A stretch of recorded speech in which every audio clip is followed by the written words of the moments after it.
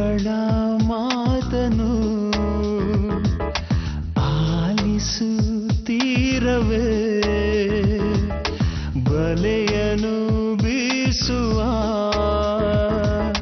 ಚಂದಿರ ದೂರವೇ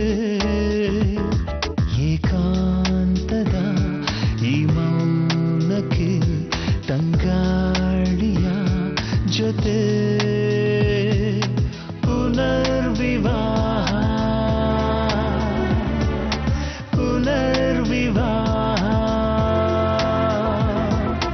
ಕನಸಿನ ಬಾಗಿಲು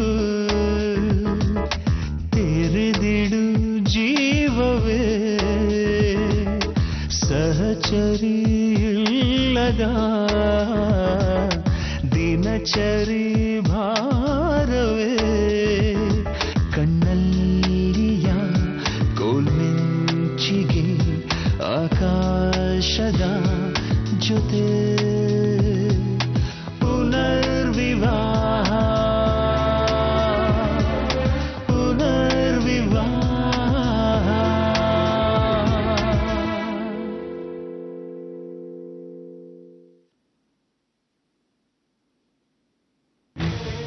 ಅಲ್ಲ ಆರ್ತಿ ಮದುವೆ ಆಗಿ ಅವ್ರ ಮನೆಗೆ ಹೋದಾಗ ಸೂರ್ಯನ್ ಮಗಳು ಸಾಕ್ಷಿನ ಒಪ್ಕೋಬೇಕಂತೆ ಅಂದ್ರೆ ನಮ್ಮ ಆದಿತ್ಯ ಮಾತ್ರ ಬೇಡ. ಇದ್ಯಾವ ನ್ಯಾಯ ರೀ?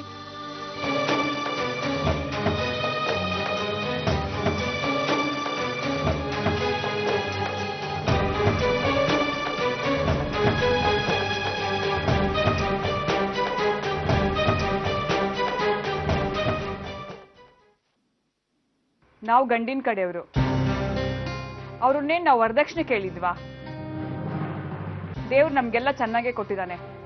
ಇದೊಂದು ಸಣ್ಣ ವಿಷಯ ಕೇಳೋ ಅಧಿಕಾರ ನನ್ಗಿಲ್ವಾ? ಆರ್ತಿ ಜೊತೆ ಅವಳ ಮಗ ನಮ್ಮ ಮನೆಗೆ ಬಂದ್ರೆ ಸಾಕ್ಷಿನ ಆರ್ತಿ ಸರಿಯಾಗಿ ನೋಡ್ಕೊಳಕ್ಕಾಗೋದಿಲ್ಲ. ನಮಗ್ ಬೇಕಾಗಿರೋದು ಮಗುವಿಗೆ ತಾಯಿನೇ ಹೊರತು ಸೂರ್ಯನಿಗೆ ಹೆಂಡತಿ ಅಲ್ಲ. ಅಮ್ಮ, ಇದನ್ ಕೇಳಿ ಅವ್ರಿಗೆ ಸಂಬಂಧನೇ ಬೇಡ ಅಂದ್ಬಿಟ್ರೆ? ಯಾಕೆ ಬೇಡ ಅಂತಾರೆ? ಅವ್ರ ವಿಧವೆ ಸೊಸೆನ ನಾವು ಮನೆ ತುಂಬಿಸ್ಕೊಳ್ತಾ ಇಲ್ವಾ?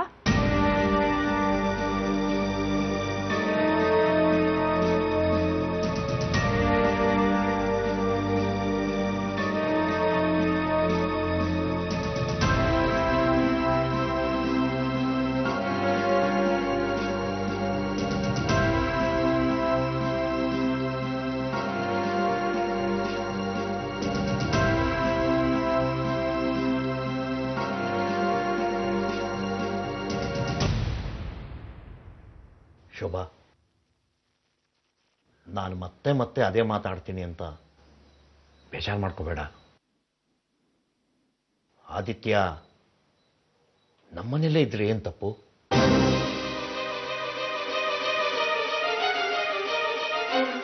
ಆರ್ತಿ ಇನ್ನು ಈ ಮದ್ವೆಗೆ ಒಪ್ಪಿಗೆ ಕೊಟ್ಟಿಲ್ಲ ಅನ್ನೋದನ್ನ ನೀವು ಮರ್ತಿದ್ದೀರಿ. ಅವಳು ಒಪ್ಪಿಗೆ ಕೊಟ್ಟರು ಅದು ಆದಿತ್ಯನ ಭವಿಷ್ಯಕ್ಕೋಸ್ಕರ. ಆದಿತ್ಯನ ಬಿಟ್ಟು ಅವಳು ಯಾವತ್ತೂ ಈ ಪುನರ್ವಿವಾಹಕ್ಕೆ ಒಪ್ಪೋದೇ ಇಲ್ಲ. ಅಮ್ಮ,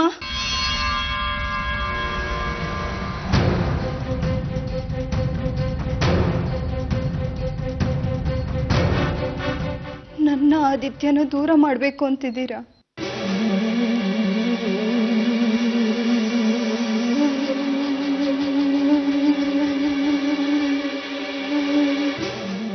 ನಾವು ಹಾಗೆ ಹೇಳಿಲ್ಲಮ್ಮ. ಸೂರ್ಯನ್ ತಾಯಿ ಗಾಯತ್ರಿ ಹಾಗೆ ಹೇಳಿದ್ರು, ನಾವು ಒಪ್ಲಿಲ್ಲ. ನಿಮಗೆ ಗೊತ್ತು ಆದಿತ್ಯನ್ ಬಿಟ್ಟು ಬದುಕೋ ಶಕ್ತಿ ನನಗಿಲ್ಲ ಅಂತ. ಆದ್ರೂ ಈಗ ಯಾರು ನಿನ್ನ ಆದಿತ್ಯನ ಬೇರೆ ಮಾಡ್ತಿದ್ದಾರೆ ಪುಟ? ನಾವು ನಿನ್ ಭವಿಷ್ಯಕ್ಕೋಸ್ಕರ.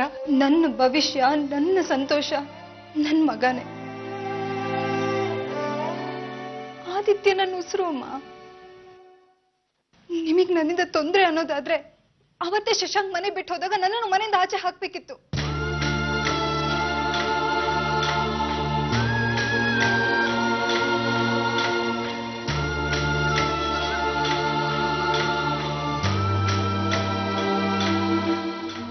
ಒಂದು ಮಾತು ನೆನ್ಪಿಟ್ಕೊಳ್ಳಿಮ್ಮ, ನೀವೇನಾದ್ರೂ ನನ್ನ ಆದಿತ್ಯನ ದೂರ ಮಾಡಿ ಇನ್ನೊಂದು ಮದುವೆ ಮಾಡೋಕೆ ಪ್ರಯತ್ನ ಪಟ್ರೆ ಖಂಡಿತ ನಾನು ಜೀವಂತವಾಗಿರಲ್ಲ. ಜೀವಂತವಾಗಿರಲ್ಲ.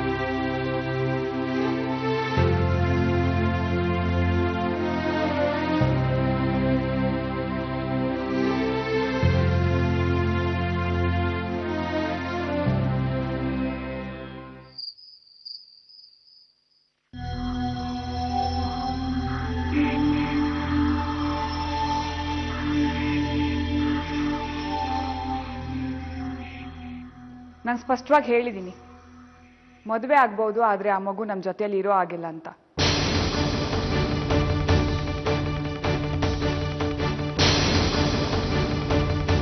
ಆ ಹುಡುಗ ಅವ್ರ ಅಜ್ಜಿ ತಾತನ ಜೊತೆ ಇರ್ತಾನೆ.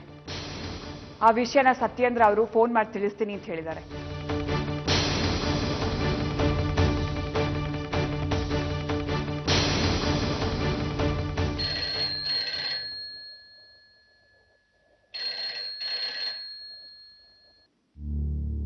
ಹಲೋ ಹಲೋ, ಗಾಯತ್ರಿ ಅವರೇ, ನಾನು ಶೋಭಾ ಮಾತಾಡ್ತಿರೋದು. ಅದು ನಮ್ಮ ಯಜಮಾನ್ರು ಹೇಳಿದ್ರು. ಅಪ್ಪ, ನಾನೊಂದು ವಿಷಯ ಹೇಳಬೇಕು.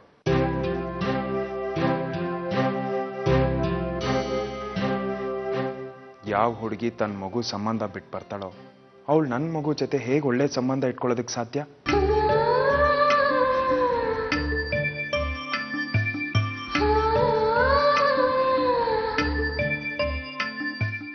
ಅಂಥವಳನ್ನ ಮದುವೆ ಆಗೋದಕ್ಕಿಂತ ಆಗದೆ ಇರೋದೇ ಒಳ್ಳೇದು.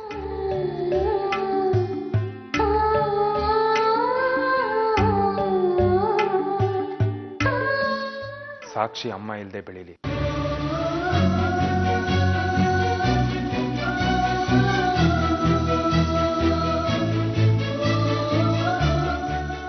ನಾನೇ ಸಾಕ್ಷಿ ನೋಡ್ಕೋತೀನಿ. ಆ ಹುಡುಗಿ ಬರೋದಾದ್ರೆ ಮಗು ಜೊತೆ ಬರಲಿ, ಇಲ್ಲ ಅಂದ್ರೆ ಮದ್ವೆನೇ ಬೇಡ.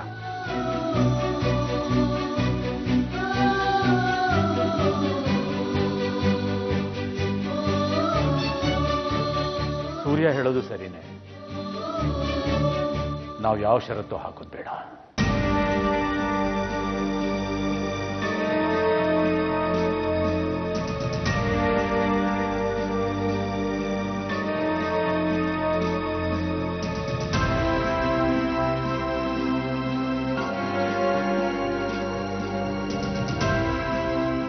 ಹಲೋ ಹಲೋ ಗಾಯತ್ರಿ ಅವರೇ, ಅದು ನಾನು ಏನು ಹೇಳಬೇಕು ಅಂತಿದ್ರೆ ಅಂದ್ರೆ, ನಮ್ಮ ಮನೇಲಿ ಕೆಲವರು ಹಾಗೆ ಹೇಳ್ತಾ ಇದ್ರು, ಆದ್ರೆ ಈಗ ಯಾವುದು ಷರತ್ತಿಲ್ಲ.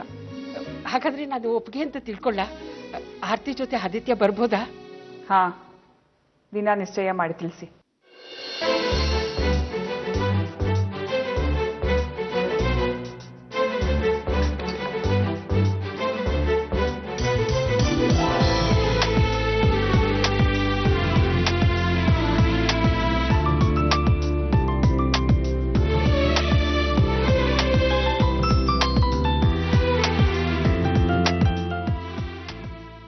ಅದ್ಯಾವುದೂ ಇನ್ನೂ ಒಪ್ಪಿಗೆ ಆಗಿಲ್ಲ ರೀ.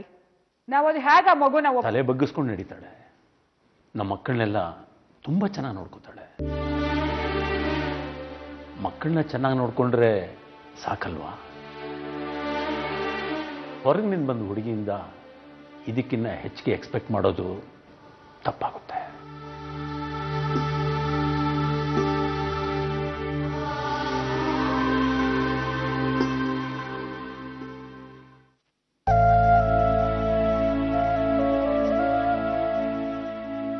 ಆದಿತ್ಯ ನಮ್ಮನೆಲ್ಲೇ ಇದ್ರೆ ಏನ್ ತಪ್ಪು?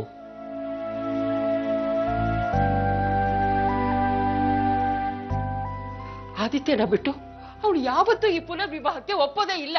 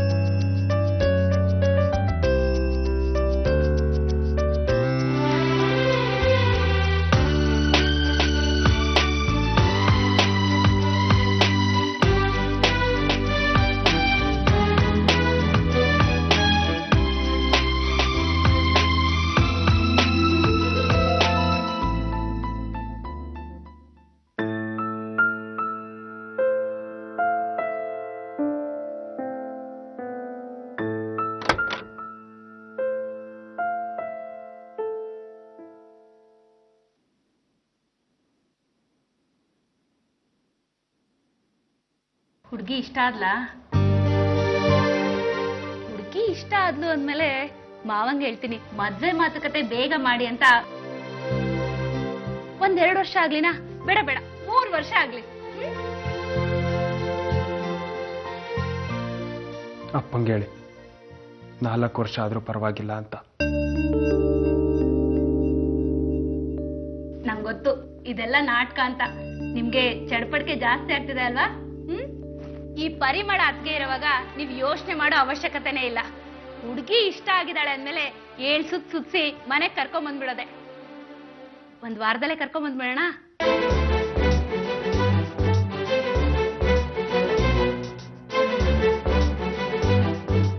ಮುಂದಿನ ವಾರ ನಿಮ್ಗೂ ಆರ್ತಿಗೂ ಎಂಗೇಜ್ಮೆಂಟ್ ಫಿಕ್ಸ್ ಆಗಿದೆ.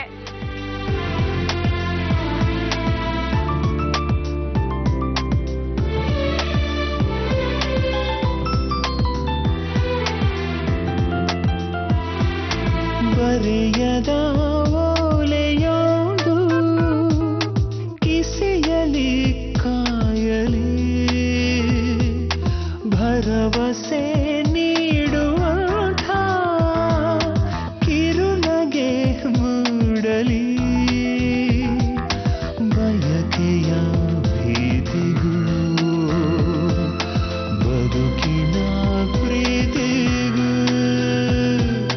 ಮಮತೆಯ ಕಾಂತಿಯ ಪುನರ್ವಿವಾಹ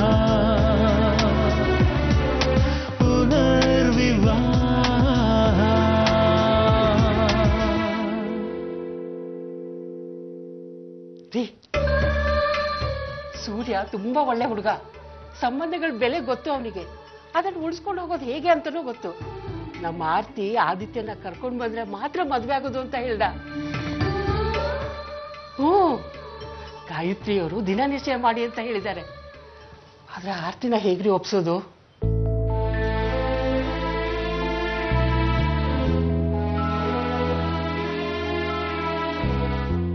ನೀನಮ್ಮ ಅಲ್ವಾ?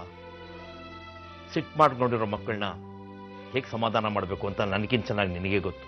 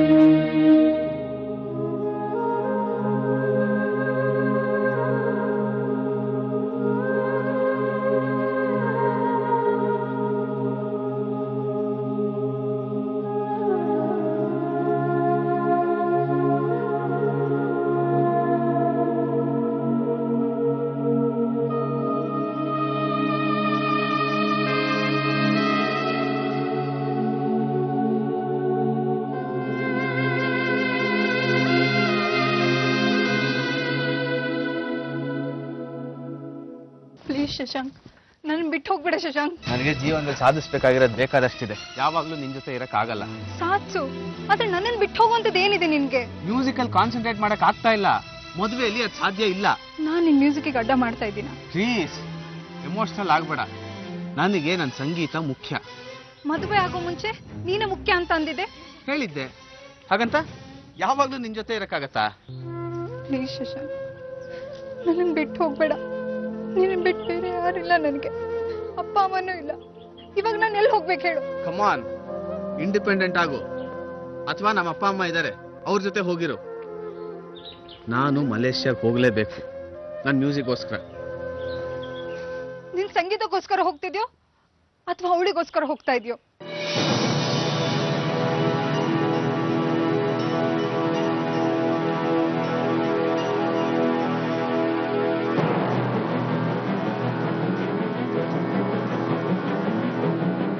ಪ್ಲೀಸ್ ಶಶಾಂಕ್, ನಿನ್ ಥರ ನನಗೆ ಇಂಡಿಪೆಂಡೆಂಟ್ ಆಗಿರೋದಕ್ಕಾಗಲ್ಲ. ನಿನ್ನೇ ನಂಬಿ ಬಂದಿದ್ದೀನಿ ಕಣೋ, ಜೊತೆಗೆ ಮಗು ಬೇರೆ. ಮಗು ಬೇಡ ಅಂದರೆ ಬೇಕಾದಷ್ಟು ಆಸ್ಪತ್ರೆಗಳಿದೆ.